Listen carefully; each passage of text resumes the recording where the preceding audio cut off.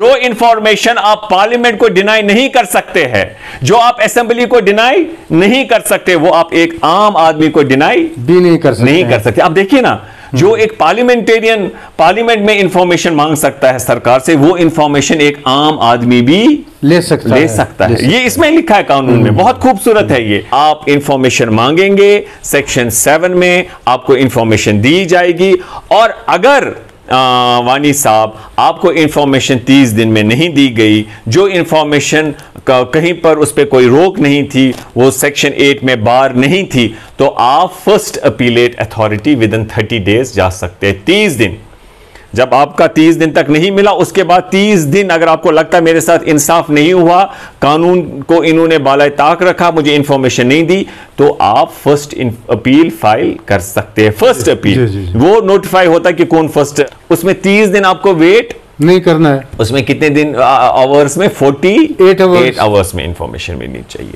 तो कहने का मतलब है, आपने वानी साहब, आपको याद होगा कि बहुत सारे स्कैम्स हिंदुस्तान में जो एक्सपोज हो गए, जिनमें कार्रवाई भी हुई, कुछ लोग जेल में भी चले गए।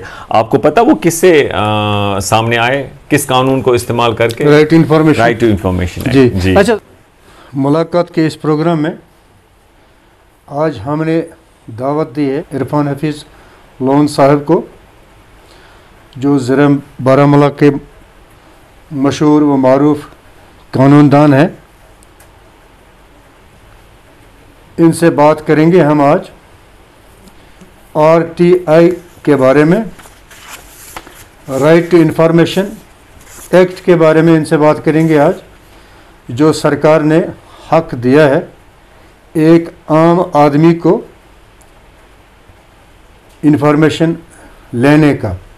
किसी भी डिपार्टमेंट के लिए RTI का जो सरकार ने हक दिया है एक आम आदमी को, अगर आपके इलाके में कोई काम हो रहा है, किसी भी डिपार्टमेंट से हो रहा है, R&B से हो रहा है, या PHE से हो रहा है, या ब्लॉक डेवलपमेंट अथॉरिटीज़ की तरफ से हो रहा है, और आपको इसकी जानकारी चाहिए, तो आपको एक RTI के ज़रिए से इंफॉर्मेशन लेनी है। पूरे डिटेल्स उस डिपार्टमेंट से लेने हैं जो डिपार्टमेंट आपके इलाके में काम कर रहा है, और पूरा वो असेसमेंट लेना है उनसे। वो आपको देखना है कि डिपार्टमेंट सही तरीके से, सही ढंग से और प्रॉपर एस्टिमेट के मुताबिक काम कर रहा है कि नहीं कर रहा है। अगर नहीं कर रहा है तो आप कानूनी कार्रवाई कर सकते हैं, वो काम भी आप रुकवा सकते हैं और उस काम की तहकीकात भी करवा सकते हैं।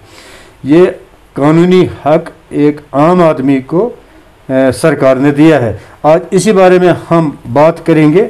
यहाँ पर हमारे साथ बैठे हैं मशहूर मारूफ ज़िला बारामूला के कानूनदान हैं ये इरफान हफीज़ लोन साहब, और ये DDC काउंसलर भी है संग्रामा कॉन्स्टिट्यूंसी के। तो इनसे हम जानना चाहेंगे, नाजरीन सुनना चाहते हैं, हम जानना चाहते हैं, नाजरीन सुनना चाहते हैं, ये RTI इरफान साहब, ये RTI क्या है? देखिए वानी साहब, आपने बहुत सही फरमाया। ये जो RTI एक्ट है, मैं समझता हूँ एक ऐसा एक आम आदमी में ऐसा राइट दिया गया है जिससे कि वो पार्टिसिपेटरी, जिसे हम कहते हैं प्रोसेस, उसके लिए उसे एक बहुत ही अहम राइट मिला है। हम ये मानते हैं कि जो participation in governance is soul, रूह है वो of democracy and good governance. आप समझे मेरी बात? जी जी। गुड गवर्नेंस का सोल अकाउंटेबिलिटी एंड ट्रांसपेरेंसी भी है। गुड गवर्नेंस का रोल है कि आपको हर सतह पे जवाबदेही हो और आम लोग जाने कि सरकार क्या कर रही है, चाहे कानून के बनाने के हवाले से, पॉलिसीज़ के हवाले से, स्कीम्स के हवाले से। तो ये अकाउंटेबिलिटी और ट्रांसपेरेंसी प्रोवाइड की गई है RTI एक्ट में।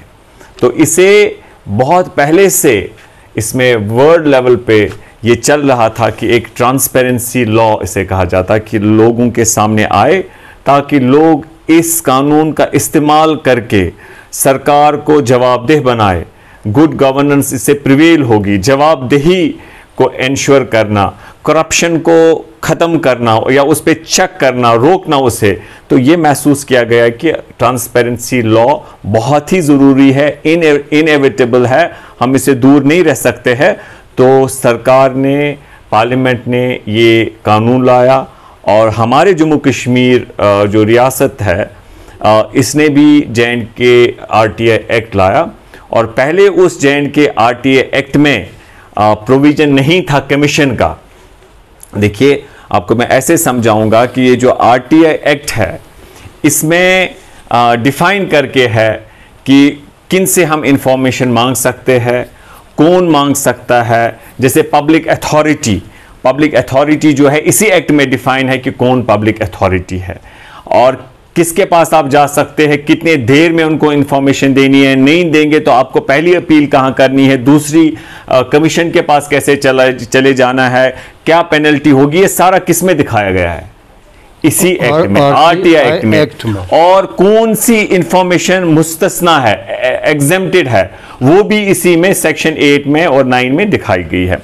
तो मेरे कहने का मतलब ये है कि जम्मू कश्मीर का जो RTI एक्ट था, जब हम उसका मुकाबला का कंपैरिजन सेंट्रल एक्ट से करते हैं तो जम्मू कश्मीर का RTI एक्ट जो है वो बहुत ही मजबूत था।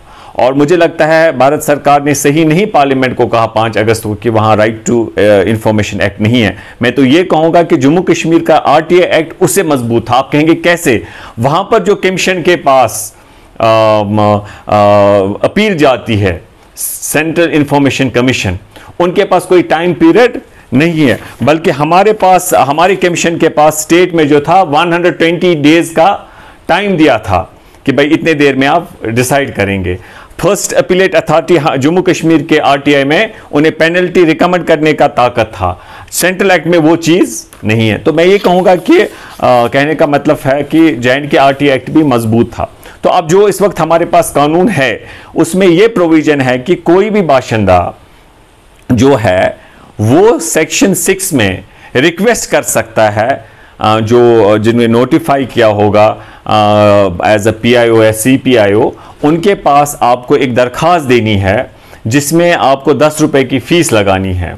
वो किसी भी किस्म में आप लगा सकते हैं, in the type of cash, postal order, वो आप दे सकते हैं। Stamp paper? हाँ, नहीं स्टैम्प पेपर नहीं आप अलाउड, पहले था। अब उसमें पोस्टल ऑर्डर आपको, बिल्कुल आपको कम्युनिकेशन डिपार्टमेंट के पास वो अवेलेबल होते हैं पोस्ट ऑफिस में, तो वो 10 रुपए का लगा के आप इंफॉर्मेशन सीख कर सकते हैं। और वहां पर जो PIO है उसको 30 दिन के अंदर अंदर वो इंफॉर्मेशन देनी है। ये नहीं है कि 30 दिन के बाद या 30 दिन में, वो पहले दिन भी दे सकता है, विद इन 30 डेज, मींस वो पहले दिन भी दे सकता है, दूसरे दिन भी दे सकता है, विद इन 30 डेज उसको ये इंफॉर्मेशन आपको देनी है, बशर्ते कि जो सेक्शन 8 है इसी एक्ट का, ये तो सेक्शन 6 है, लेकिन सेक्शन 8 इसी एक्ट का और 9 कहता है कि कौन सी इंफॉर्मेशन सरकार नहीं दे सकती है। जैसे अगर कोई इशू जैसे रिलेटेड है, जैसे information disclosure of which will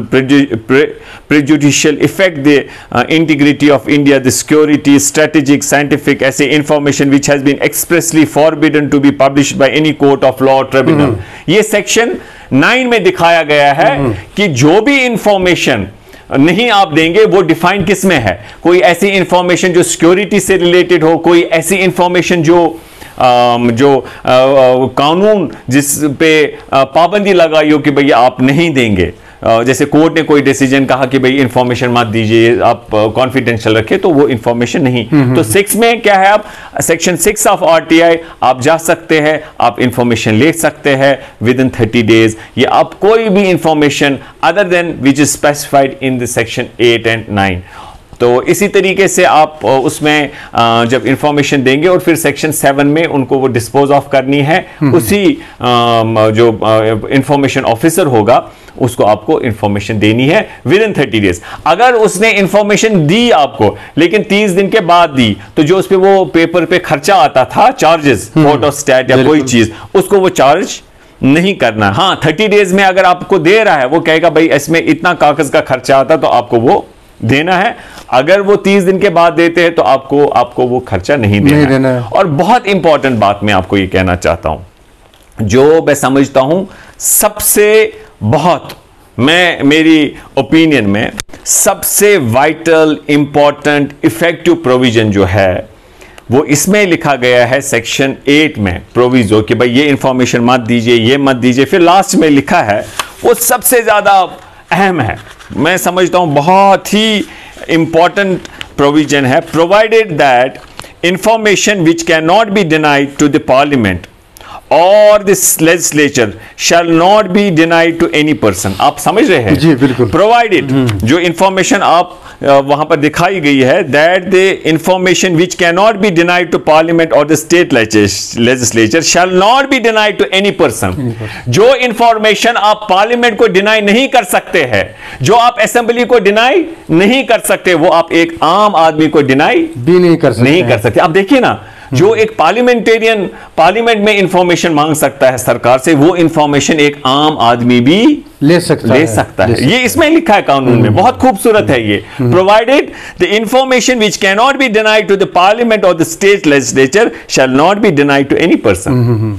कि जो सरकार, आप देखते हैं जब क्वेश्चन आवर होता है तो कितना सरकार से पूछा जाता है, तो जो भी पार्लियामेंट को दिया जाएगा, जो भी असेंबली को दिया जाएगा, वो इंफॉर्मेशन आपको डिनाई नहीं करेगी। तो वर्चुअली मैं कहूंगा कि एक तरीके से जो पार्लियामेंट मेंबर के पावर्स होते हैं, एक लेजिस्लेटर के पावर्स होते हैं, वो किसके पास है? आप लेवल डाउन उनका तो लेजिस्लेचर करना है। मैं कहता हूं इंफॉर्मेशन सरकार को सीख करने के हवाले से तो उन आम आदमी हम सारे लेजिस्लेटर बन जाते हैं। बिल्कुल। तो ये है सेक्शन 6 में आप इंफॉर्मेशन मांगेंगे, सेक्शन 7 में आपको इंफॉर्मेशन दी जाएगी। और अगर वानी साहब आपको इंफॉर्मेशन 30 दिन में नहीं दी गई, जो इंफॉर्मेशन कहीं पर उस पर कोई रोक नहीं थी, वो सेक्शन 8 में बार नहीं थी, तो आप first appellate authority with in 30 days जा सकते हैं। 30 दिन, जब आपका 30 दिन तक नहीं मिला, उसके बाद 30 दिन अगर आपको लगता है मेरे साथ इंसाफ नहीं हुआ, कानून को इन्होंने बालाए ताक रखा, मुझे इंफॉर्मेशन नहीं दी, तो आप फर्स्ट अपील फाइल कर सकते हैं। फर्स्ट अपील वो नोटिफाई होता है कि कौन फर्स्ट अपीलेट अथॉरिटी है। अगर वो भी नहीं देता उसको, ये अब आपकी जो अपील है, समझे आप मेरी बात, उस अपील को 45 डेज में उनको डिसाइड करना। कितने दिनों में? 45 डेज में। पहले आप इंफॉर्मेशन मांगेंगे इंफॉर्मेशन ऑफिसर को, उसने 30 दिन में दी, वेल एंड गुड। इनकम्प्लीट दी या नहीं दी, तो आप क्या करेंगे? File first appeal. क्या करेंगे आप? फाइल में जाएंगे फर्स्ट। पहले पहले फर्स्ट अपील होती है। फॉर एग्जाम्पल कहीं पर तहसीलदार साहब मान लीजिए आपके पीआईओ है, इंफॉर्मेशन उसको देनी है, अगर उसने नहीं दी, जो उसका इमीडिएट कोई वहां पर या इमीडिएट या कोई और होगा, सरकार ने जिसको बनाया होगा फर्स्ट अपीलेट, तो आपको उसके पास जाना, वो विद इन वहीं पर ही होगा। पीआईओ इंफॉर्मेशन ऑफिसर ने नहीं दी, तो आप फर्स्ट अपीलेट, वो सरकार ने वहीं से बनाए। और अगर फर्स्ट अपीलेट अथॉरिटी ने आपको इंफॉर्मेशन नहीं दी या कहा दे दी, तो या नहीं दी, तो बोथ में जो एग्रीव्ड होगा, जिसको लगेगा भाई फर्स्ट अपीलेट का अथॉरिटी का डिसीजन सही नहीं है, तब जाके आप कहां जाएंगे? कमीशन के पास। आप समझे मेरी बात? First step, you have to file application before the information officer mid has information. अगर ने तम 3 दोन अंदर दिस कहें, तेल तती आसान सरकार बनोमुत फर्स्ट अपीलेट अथॉरिटी। अगर हसा से दुतन अम कहें इंफॉर्मेशन युस तमिस दिन यत न रोक कानूनी तौर कहें, सेक्शन 8 मज तथ पाबंदी कहें, अम क्या दिसन से हेक फर्स्ट अपीलेट अथॉरिटी निश अपील कर। तमिस तथ अपील 45 दोहन फैसले बोजन। कचन दोहन? 45 दोहन। इत हमिस 3 दोहन मज दिन गोनिक दो तो दूम दो इथे कन 45 दोहन मज बेकिस दरिस बोज फर्स्ट अपीलेट अथॉरिटी, सह बोजन फैसले। यमिस वो बासे अत हसा मिलान में इंसाफ कहें, यह सही फैसले कहें, सह गसान ये 5 अगस्त फैसले ब्रो, सह शहर या जोम गसान, तत कमीशन बेहान। क्या बेहान? कमीशन। मगर ये सात वो 5 अगस्त फैसले गो, ये कमीशन गो खत्म। क्या RTI सोन खत्म गो, वही गसन अस कोत जम्मू दिल्ली ना, जम्मू कश्मीर गो ना खत्म, वही गसन अस दिल्ली सेंट्रल इंफॉर्मेशन कमीशन। तत फाइल करें सेकंड अपील कि यमिस इंफॉर्मेशन मज तम दिस पे गई फर्स्ट अपील गोच अपील मज तत मिलान कि वह आये जनाब तह नश तत बोजन पे कमीशन फैसले वन बाया तह हसा गलत कोर्मुत बे हेक तमन पेनल्टी दिथ यह दियो सा सो वन अमिस दियो यह इंफॉर्मेशन अगर तुमो यह मुतमीन गई यह फैसले दुतक ना यह इंफॉर्मेशन अमिस दिन अफसरस तुम अमिस वन रट सा यह गई ऐसे 200 कज तान रपी यह गई पेनल्टी दो 250 रपी यीतिस कालस न दिख तीतिस कालस रूज 250 रपी ऐ जारी तमिस अफसरस यमिस दिन इंफॉर्मेशन ऑफिसरस अगर मगर अप टू 25,000 ठीक है तो वन मे गर्ज यह मेन मकसद। अच्छा सवाल चीज़ यहाँ पे एक बात हम करें यानी कि RTI एक्ट के तहत सरकार ने हर एक डिपार्टमेंट को पाबंद बनाया है जी। एक आम आदमी उनसे इंफॉर्मेशन ले सकता है जहाँ पे कहीं भी काम हो, जैसे कि मैं यहाँ पे हम ये जिक्र करें कि R&B किसी जगह पे काम कर रहा है या रोड का या बिल्डिंग का काम कर रहा है, किसी आम आदमी को वहाँ पे ये लगा कि काम सही नहीं हो रहा है, वो राइट इंफॉर्मेशन के लिए जाएगा, वो दस्तावेज ले आएगा, फिर वो दिए देखेगा कि वहाँ पे काम ठीक तरह से नहीं हो रहा है, तो ये आम आदमी क्या कर सकता है? देखिए वानी साहब, मैंने आपको कहा कि ये बहुत ही खूबसूरत कानून है, खूबसूरत इन द सेंस कि ये जो हम मानते हैं कि जो करप्शन है मदर ऑफ ऑल इवल्स, ठीक है, मदर ऑफ ऑल इवल्स। और यहाँ पर बदकिस्मती ये है कि जो लोग नेक डीप इन्वॉल्व होते हैं ना करप्शन में, वही लोग आके कहते हैं भाई करप्शन मसला है, पर्टिकुलरली हमारा जो पॉलिटिकल क्लास है, ठीक है। तो मेरे कहने का आपने बहुत दुरुस्त फरमाया कि अगर कहीं पर रोड बनता है, बिल्कुल आपको ये देखना है कि ये काम मियारी हो रहा है या नहीं हो रहा है, जो स्पेसिफिकेशन है, जिस तरीके से टेंडरिंग होगी, जो वहां पर स्पेसिफिकेशन है, क्या उसी तरीके से हो रहा है कि नहीं हो रहा है, तो आप जाके आप RTI कर सकते हैं, वो आपको इंफॉर्मेशन दे देंगे, ठीक है। और दूसरी बात मैं आपको बताऊंगा इसमें इस एक्ट में ये भी इन पे रिस्पॉन्सिबिलिटी है, इन पे मैंडेटरी है as per the statutory law, कि स्टैट्यूटरी ऑब्लिगेशन रादर है कि ये खुद से डिस्क्लोज करे हर कोई इंफॉर्मेशन। ये कानून है जी, ये आपको जरूरी नहीं जाना है जी। ये कानून है कि इनको खुद से ये इंफॉर्मेशन डिस्क्लोज करनी है। अगर आपने फिर इसका, आपका कहना बहुत अच्छा है और मैं कहना आपसे चाहूंगा कि कितना इंपॉर्टेंट है कि यहां पर ये लिखा गया है कि अगर आपको इंफॉर्मेशन सीख करनी है, जिसके पास आपने दरखास्त डाला उसको कितने दिनों में देनी है? 30 दिन में। लेकिन provided that where the information sought for the concerns life और liberty of a person, the same shall be provided within 48 hours of the receipt of the request. येतेथ कंसर्न्स लाइफ द लिबर्टी आज गसान involve, उसमें 30 दिन आपको wait नहीं करना है। उसमें कितने दिन आवर्स में? 48 आवर्स में इंफॉर्मेशन मिलनी चाहिए। तो कहने का मतलब है, आपने बहुत अच्छी बात की, आपने मिसाल पे कहा, जैसे आपका अभी यहाँ पर national highway widening of national highway 4 लेन, फिर आगे उड़ी। तो जब मैं इलेक्शन में था, डेवलपमेंट में ज़्यादा मेरा जो रहा अभी भी है कि जो हमारे पॉलिटिकल राइट्स छीने गए, मैं उन पे बात करूं ज़्यादा, लेकिन उसके साथ साथ डेवलपमेंट भी अहम है। तो उस पे मेरा था कि जो नेशनल हाईवे, लोकल कॉन्स्टिट्यूंसी के जो इश्यूज़ हैं उनको तरजीहात पे है, लेकिन उसके साथ साथ ये भी मेरी तरजीहात में था कि वाइडनिंग ऑफ रोड हो। तो जैसे आपने सही फरमाया, आप कल गवर्नमेंट को एक इंफॉर्मेशन मांग सकते हैं, कितना पैसा आपके पास है, ये किनको एग्जीक्यूट करना है, लैंड एक्विजिशन शुरू हुई, अगर नहीं हुई क्या बॉटल नेक्स है, अगर किसी ने डिले किया कौन सी कार्रवाई उसके पास खिलाफ हुई, उस आदमी के खिलाफ हुई। तो अगर आप ये सब करेंगे तो जाहिर सी बात है वो एक्टिवेट हो जाएंगे, वो उनको जवाबदेही का जो है सिस्टम वो प्रिवेल हो जाएगा उससे। आप मेरी बात समझ रहे? इसी तरीके से अगर आपने कहीं इंफॉर्मेशन सीख की जहां पर आपको लगता है कहीं गलत हुआ है, म्यारी इसमें नहीं ये सब हुआ, तो आप RTI में बहुत सारी चीज़ें लेके आप उनको फिर उसको बुनियाद बना के आप उनके खिलाफ कानूनी कार्रवाई कर सकते हैं।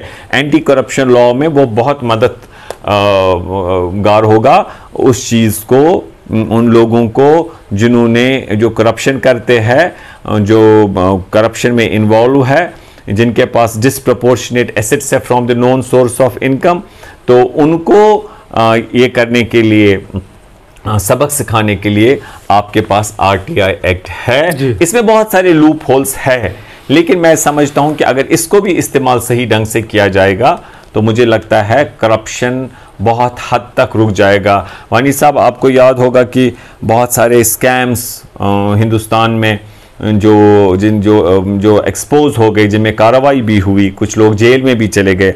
आपको पता वो किससे सामने आए, किस कानून को इस्तेमाल करके? राइट टू इंफॉर्मेशन जी। अच्छा वकील साहब, यहाँ पे मैं ये अर्ज कर रहा था कि अगर कोई डिपार्टमेंट किसी जगह पे काम कर रहा है तो एक आम आदमी को लगा ये काम सही नहीं हो रहा, फिर इसने राइट टू इंफॉर्मेशन के लिए अपील की है, तो लिए उसने वो पूरी असेसमेंट लिए या पूरा वो क्या है डिटेल्स लिए है, फला डिपार्टमेंट यहाँ पे काम कर रहा है। अगर उसको ये लगा कि जो असेसमेंट है या जो वो है सरकार ने जो डिपार्टमेंट ने जो दिया है असेसमेंट, इस के हवाले से यहाँ पे ऐसे ऐसे काम करना है, उसको ये लगा कि इस हवाले से काम बराबर नहीं हो रहा है, तो यहाँ पे एक आदमी का क्या हक बनता है, क्या रोल बनता है, वो क्या कर सकता है? या वो काम रोक सकता है या और नहीं, वो काम नहीं रोक सकता है। लेकिन आरटी का तो मकसद यही है, उनको तभी तो अथॉरिटीज को, मतलब जो लोग हैं सारे एक जैसे नहीं है, हमारे सिस्टम में बहुत सारे लोग अच्छे भी हैं, कुछ लोग हैं ब्लैक शिप्स होते हैं, तो उसमें आप ऐसा भी है, उनको तभी तो आरटीआई है, उनको लगता है कि कल पूछा जाएगा, हमारे खिलाफ कानूनी कार्रवाई होगी, ठीक है, हमारी नौकरी चली जाएगी, हमारी प्रॉपर्टी अटैच होगी। इमीडिएटली आप किसी दूसरे तरीके से इंतजामी सतह पे जा सकते हैं, आप अथॉरिटीज को कह सकते हैं कि भाई यहां पर गलत हो रहा है। लेकिन आरटीआई का यह मतलब नहीं है कि आप जाके वहां पर काम रोक सकते हैं। आरटीआई का यह है कि आप उनके अफसर से बताएंगे कि मुझे आप बताइए क्या ये सही है, वहां पर ये गैर मेयारी काम हो रहा है, मुझे इंफॉर्मेशन दीजिए, इसकी स्पेसिफिकेशन क्या थी, इसको कैसा काम करना था, अगर ये सही, मुझे पूरा वो डिटेल्स दे दीजिए, क्या उसमें क्या है, कितना अमाउंट था, किस तरीके से, कौन कॉन्ट्रैक्टर है।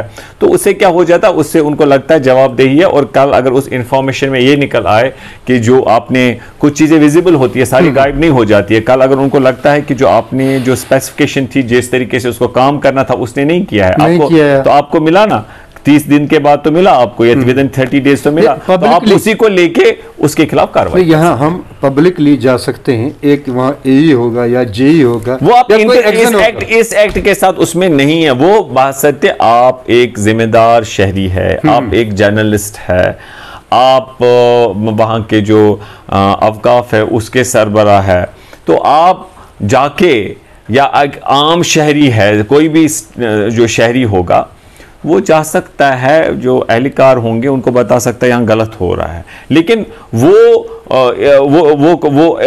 अधिकार उसे आरटीआई से नहीं मिलता है, वो अदरवाइज उसके पास है, ऑलरेडी है, यानी कि अगर एस्टिमेट में ये लिखा होगा, बिल्कुल आप किसी भी अधिकारी के पास जा सकते हैं कि भाई यहाँ पर देखिए क्या, कैसे ड्रेन बन रही है, कैसे ड्रेन बन रही है गैर मियारी, ये देखिए कैसे रोड का इन्होंने ये किया, ये जो पानी की स्कीम बन रही है देखिए इसमें कैसे दानली हो रही है। आप तो इंतजामिया पे जा सकते हैं। मैं ये अर्ज कर रहा था कि अगर किसी जगह पे एस्टिमेट में ये लिखा था कि यहाँ पे 10 गाड़ी रोड ही डालनी है, 10 गाड़ी बाजरी डालनी है, 10 गाड़ी रेत डालना है, तो हम एज ए कॉमन मैन यहाँ पे लोग उनसे एई या जेई से पूछ सकते हैं, भाई 10 गाड़ी दिखाओ कहाँ है डाली आपने, रेत की 10 गाड़ी कहाँ पे पड़ी है, कहाँ दिखाई। आप साइमल्टेनियसली आरटीआई का भी इस्तेमाल कर सकते हैं, आप पब्लिक राइट का, अगर आप लिख नहीं सकते आरटीआई, उनकी जिम्मेवारी बनती है कि आप जबानी बोलेंगे वो लिखेंगे। अगर आपको, मतलब मैं कहता हूँ 10 गाड़ी का एस्टिमेट बिल्कुल वो आप मांग सकते हैं, वो इंफॉर्मेशन उनको देनी है आपको, और उसके साथ साथ दिखाना भी है कहाँ डाली, मैं वही कह रहा हूँ, मैं वही कह रहा हूँ, इंतजामी सतह पे आपका हर किसी का अदरवाइज भी एक राइट बनता है कि अगर आपको कहीं लगता है गलत हो रहा है, आप तो वो बात सामने रख सकती है, चाहे मीडिया के थ्रू, चाहे आप खुद से इंतजामिया के पास जाए, आप खुद से देखिए। आपके पास वानी साहब एंटी करप्शन लॉ है, एंटी करप्शन लॉ में तो आप कंप्लेंट भी फाइल कर सकते हैं, उसमें आप, ठीक है, आपको प्रोसिक्यूट करने के लिए, चालान फाइल करने के लिए आप जी सैंक्शन होनी चाहिए। लेकिन उसमें यह है कि आपको कुछ समय के लिए वेट करना है। अगर सरकार ने ये doctor Subramaniam judgment, doctor Manmohan Singh, Supreme Court ने कहा कि if I am right 90 days, अगर तब तक दिए उन्होंने सैंक्शन नहीं, अगर वो नहीं दे रहे हैं ना हाँ में या ना में जवाब, तो उसका मतलब हुआ it is presumed to be granted. ठीक है जी। एक बात। दूसरी बात, आपको प्रोसिक्यूशन के लिए, प्रोसिक्यूट करने के लिए, चालान फाइल करने के लिए सैंक्शन चाहिए। इन्वेस्टिगेशन के लिए आपको कोई प्रॉब्लम नहीं है, नहीं। आप कर सकते हैं कंप्लेंट और उसमें कॉग्निजेंस नहीं ली जाएगी, लेकिन आपकी इंक्वायरी उसमें कोर्ट कर सकता जी, है। जी। और पुलिस भी अपने लेवल पे इसमें, या विजिलेंस है आपके पास, बाकी महकमे, वहां पर कार्रवाई हो सकती है। यानी कि वकील साहब कह रहे हैं कि एक आम आदमी किसी भी डिपार्टमेंट का एहतसाब कर सकता है, बिल्कुल ग्राउंड लेवल पे कर सकता है, ऑफिस लेवल पे भी कर सकता है, और इससे विजिलेंस हमारा है, क्राइम ब्रांच हमारा है, एंटी करप्शन ब्यूरो आपका है, जो एंटी करप्शन कोर्ट इस वक्त नॉर्थ का है बारामूला में आपके पास, 3 डिस्ट्रिक्ट्स का बारामूला में है, तो आप वहां भी रेमेडी इस्तेमाल कर सकते हैं। बिल्कुल वहां पे भी जा सकते हैं। देखिए, चालान कॉग्निजेंस नहीं ली जाएगी, लेकिन इंक्वायरी का आपके पास है, as a student of law, if I am right, inquiry का है, उसमें इन्वेस्टिगेशन हो सकती है। इस तरह से आम लोगों में आपका कहना है कि वो करप्शन का जो ग्राफ है वो गिर भी सकता है।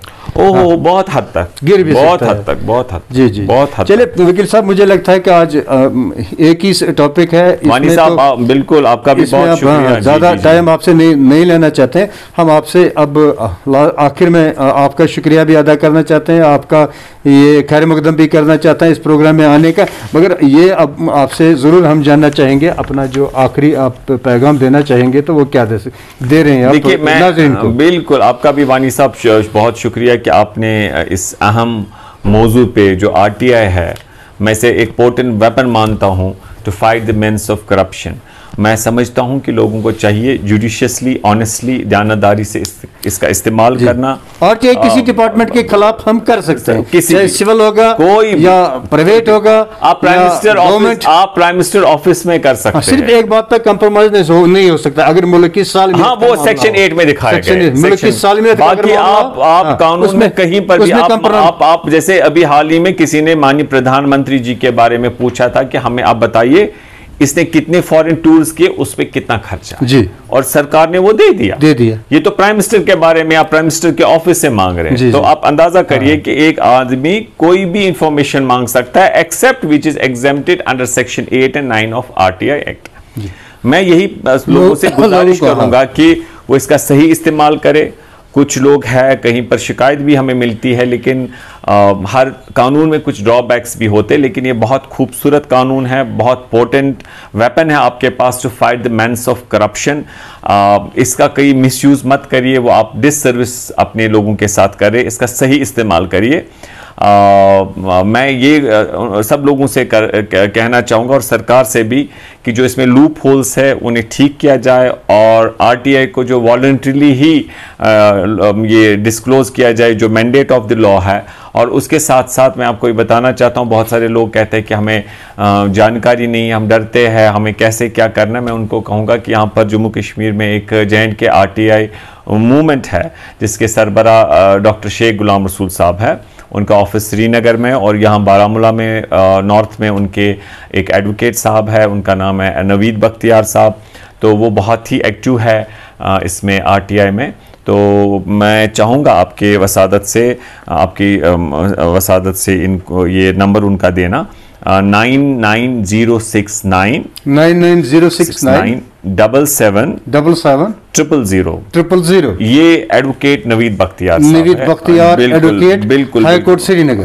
ये वहाँ अभी ज्यादातर ये एक्टिविज्म में ही है, ये दिल्ली में भी एक्टिव, ये सोशल सर्विस में थे, और आरटीआई मूवमेंट जो under Delhi this chairmanship of doctor Sheikh Ghulam Rasool, उनके साथ काम करते हैं। तो बहुत अच्छे डेडिकेटेड है डॉक्टर साहब भी, और ये भी, और उनकी बाकी टीम भी। और मुझे याद है उन्होंने एक रिसर्च भी की थी आरटीआई मूवमेंट ने, इट वाज रियली एनकरेजिंग, कि उन्होंने वहाँ पर रिसर्च में ये पाया कि ये कानून बनने से पहले, आरटीआई बनने से पहले, बलराजपुरी साहब और मेरा, उन्होंने कहा कि उन्होंने रिसर्च की कि जब अभी कानून बना भी नहीं था तो हमारी ओर से हर मुमकिन कोशिश होती थी, मैंने कई दफ़ा धरना भी दिया है कि ऐसा कानून आया, ट्रांसपेरेंसी लॉ लाया जाए। तो आई एम हैप्पी कि तब मेरे अभी भी दोस्त है जो श्रीनगर में, मुझे प्रेस एनक्लेव में जब मैं धरना देता था, तो दे स्टिल रिमेंबर, तब ये लोगों को अजीब सा लगता था, अभी कानून भी नहीं आया था। जब मैं इस पे वहां पर एजिटेट करता था ऐसा होना चाहिए जी। तो एक वक्त आज आया है कि हर कोई आरटीआई की बात करता है, तो इससे बहुत एक सेटिस्फेक्शन मिलती है। और जिस तरीके से फिर उन्होंने बहुत से लोगों ने मुझे उन्होंने इंटरनेशनल ट्रांसपेरेंसी इंटरनेशनल उन्होंने मेरे को उसमें हौसला अफजाई भी की, तो उससे एक एनकरेजमेट मिलती है। तो मैं यही चाहूँगा आखिर में फिर से ये दोहराना कि सब लोगों से मेरी गुजारिश है कि जो करप्शन है मदर ऑफ ऑल इवल्स है, आप मेहरबानी करके आरटीआई का सही इस्तेमाल करिए और प्रिवेंशन ऑफ करप्शन एक्ट को फिर सही इस्तेमाल करिए और उन लोगों को जो एक जवाबदेही जो क्वालिटी गवर्नेंस है वो इससे आपको मिलेगी, अकाउंटेबिलिटी, ट्रांसपेरेंसी, क्वालिटी गवर्नेंस, उसके साथ साथ करप्ट लोगों को आप इससे सबक सिखा सकते हैं। तो हम वकील साहब का शुक्रिया अदा करते हैं। वकील साहब का कहना है कि आप आरटीआई का इस्तेमाल करिए, आप आरटीआई